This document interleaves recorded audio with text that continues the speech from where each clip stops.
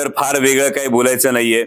मगाशी वकील साहेबांनी विचारलं की आपल्याला माईक का नाही हे करायचं, पण यामध्ये गंमत अशी झाली की सध्याचा जो काही काळ सुरू आहे, या सध्याच्या काळामध्ये जे विरोधी पक्षात आहेत त्यांना सगळे नियम आहेत। म्हणजे आत्ताच येताना अत्यंत धक्कादायक खरं तर बातमी सत्यशील दादांनी सांगितली की पंढरपूरचा विठ्ठल सहकारी साखर कारखाना, हा साखर कारखाना त्याच्यावर जप्तीची कारवाई करण्यात आली, जप्तीचीच कारवाई ना दादा।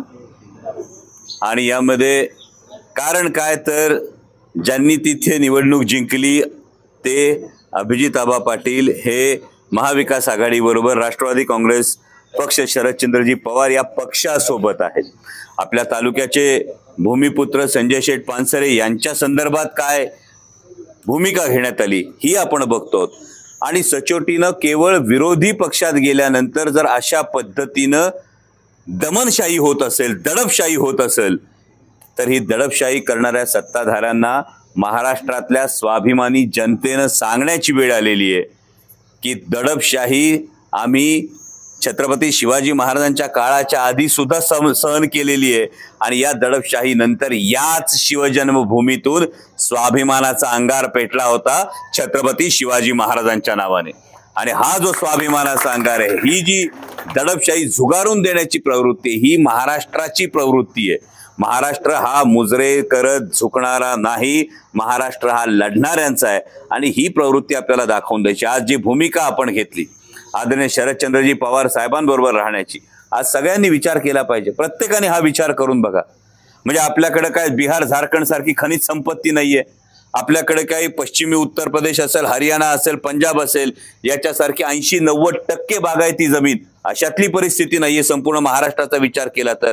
पण तरी सुद्धा गेल्या 50-60 वर्षांपूर्वीचं आपलं आयुष्य आणि आत्ताचं आपलं आयुष्य, आज आपली जी सुखवस्तू आपण जे आहोत, जी समृद्धी आपल्याला दिसते, यामध्ये आदरणीय शरदचंद्रजी पवार साहेबांच्या धोरणांचा फार महत्त्वाचा वाटा आहे, हे प्रत्येकाला कबूल करावं लागेल।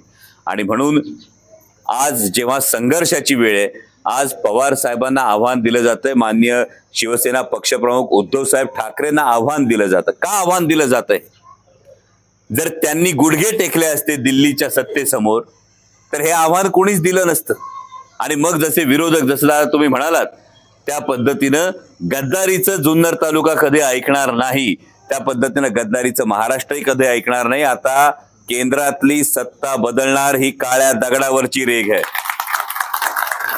कारण केवळ पुणे जिल्ह्यातल्या नाही, केवळ महाराष्ट्रातल्या नाही, तर देशभरातल्या शेतकऱ्यांनी हा निकाल घेतलाय, शेतकऱ्यांनी हा निर्णय घेतलाय की शेतकऱ्यांच्या ताटात माती कालवणारं हे सरकार आता हद्दपार केल्याशिवाय शेतकऱ्याला सुखाचे दिवस येणार नाहीत। जेव्हा महायुतीचे उमेदवार येतात तेव्हा त्यांना आवर्जून विचारा की ही निवडणूक मी माझं माझ्यासाठी याची नाही। कधीतरी सांगतात बदला घेण्यासाठी निवडणूक आहे, कधीतरी सांगतात ही शेवटची निवडणूक आहे, कधीतरी सांगतात मी हे केलं, काल काहीतरी म्हणाले मी त्याला लोळवणार। मला परवा एका शेतकऱ्यांनी सांगितलं, माऊली शेठ, आजकाल विरोधी उमेदवार ज्या भागात जाणार आहेत त्या भागामध्ये नांगरे गुरुजी मेंढ्या आणि बकरं ही मौन व्रत पाळतात। ते म्हणतात की मेंढरं आणि बकरं आता मौन व्रत पाळायला लागली त्या भागात, कारण ते म्हणायला लागले की आम्ही मॅ मॅ मॅ करून काय फायदाच नाही, विरोधी उमेदवार येतो तोच नुसता मॅ मॅ मॅ, म्हणजे मॅ मॅ मॅ असं जे चालू असतंय। कारण सगळंच मी माझं माझ्यासाठी, याच्या पलीकडे बोलूया ना। काल तुम्ही या भागात येऊन गेला होता, या आपल्या भागामध्ये कांदा उत्पादक शेतकरी मोठ्या प्रमाणावर आहे। हा कांदा उत्पादक शेतकरी निर्यात बंदीमुळे रडत असताना गुजरातचा 2000 मेट्रिक टन पांढरा कांदा निर्यात करायला परवानगी दिली जाते, मग महाराष्ट्रातल्या कांदा उत्पादक शेतकऱ्यांनी काय पाप केलंय याचं आधी उत्तर दिलं पाहिजे। आणि ज्या पक्षाच्या वळचणीला तुम्ही जाऊन बसलात, ज्या भारतीय जनता पक्षाच्या मांडीवर तुम्ही जाऊन बसलात, त्यांचं केंद्रातलं सरकार गुजरातल्या कांदा उत्पादक शेतकऱ्यांचं जर भलं करत असेल आणि महाराष्ट्रातल्या कांदा उत्पादक शेतकऱ्याचं वाटोळ करत असेल, तर कुठला नैतिक अधिकार राहतो तुम्हाला महाराष्ट्रातल्या माणसांकडून, शेतकऱ्यांकडून मत मागण्याचा कुठला नैतिक अधिकार राहतो? हा प्रश्न आधी विरोधकांना आपण विचारला पाहिजे। जखमेवर मीठ चोळणं आपलं, 2 तारखेला 40-45 रुपये किंमत असलेला कांदा आता अक्षरशः 10-12 रुपयांनी आपल्याला घालायला लागतो। उन्हातानात जी माझी माऊली कांद्याच्या वावरात राबत असती तिच्या भावनांची ही थट्टा नाहीये। तुम्ही गुजरातच्या कांद्याला परवानगी देता, महाराष्ट्राच्या कांद्याला रोख लावता का? विरोधी पक्षातले उमेदवार याच्यावर आवाज उचलत नाही। जेव्हा बिबट्याचे हल्ले होतात, बिबट्याच्या नियंत्रणासाठी महाराष्ट्र सरकारकडे बिबट प्रजनन नियंत्रणाचा प्रस्ताव जातो, पण महायुतीचं सरकार हा प्रस्ताव केंद्रात पाठवत नाही। जे मोठमोठी भाषणं इकडे करतात त्यांनी याचं उत्तर द्यावं ना। जर विदर्भातल्या व्याघ्र प्रकल्पांच्या बाजूला दिवसा 3 फेज लाईट दिली जाती, तर आमच्या बिबट प्रवण क्षेत्रामध्ये दिवसा 3 फेज लाईट का नाही, या प्रश्नांची उत्तरं मिळणं गरजेचं आहे। पण दुर्दैवानं यातल्या एकाही प्रश्नाचं उत्तर विरोधी उमेदवारांकडे किंवा विरोधी पक्षाकडे, महायुतीच्या नेत्यांकडे नाही, आणि त्यामुळे कुठेतरी वैयक्तिक टीकेवर ही निवडणूक नेण्याचा प्रयत्न होतो। विठ्ठलवाडीमध्ये अमोल कोल्हे 10 वेळा आले का 100 वेळा आले, याने गॅसच्या किमतीत फरक पडणार आहे? पडणार आहे का? याने खताच्या किमतीत फरक पडणार आहे का? मुद्दा लोकसभेच्या निवडणुकीचा हा मुद्दा आहे।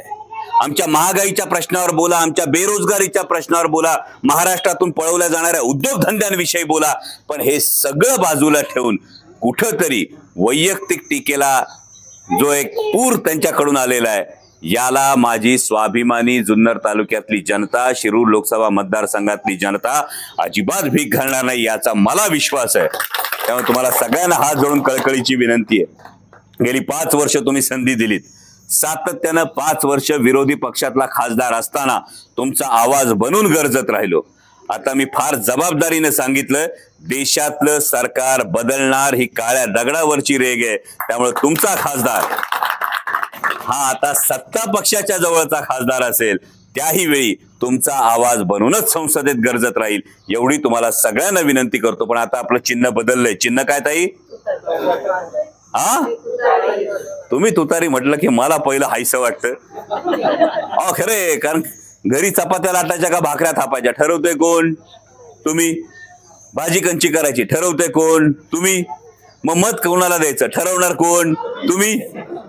आणि त्यामुळे तुमच्या माध्यमातून जेव्हा ही गोष्ट व्यवस्थित पोचेल, तेव्हा ही तुतारी महाराष्ट्राच्या स्वाभिमानाची आहे, आणि तुतारी वाजवणारा माणूस या चिन्हाला मत म्हणजे आदरणीय शरदचंद्रजी पवार साहेबांना मत, तुतारी वाजवणारा माणूस या चिन्हाला मत म्हणजे पक्षप्रमुख उद्धव साहेब ठाकरे यांना मदत। आणि त्यामुळे तुतारी वाजवणारा माणूस या चिन्हासमोरचं बटन दाबा आणि तुमच्या मतांचा आशीर्वाद पाठीशी उभा करा, एवढीच विनंती करतो आणि थांबतो। धन्यवाद। जय शिवराय।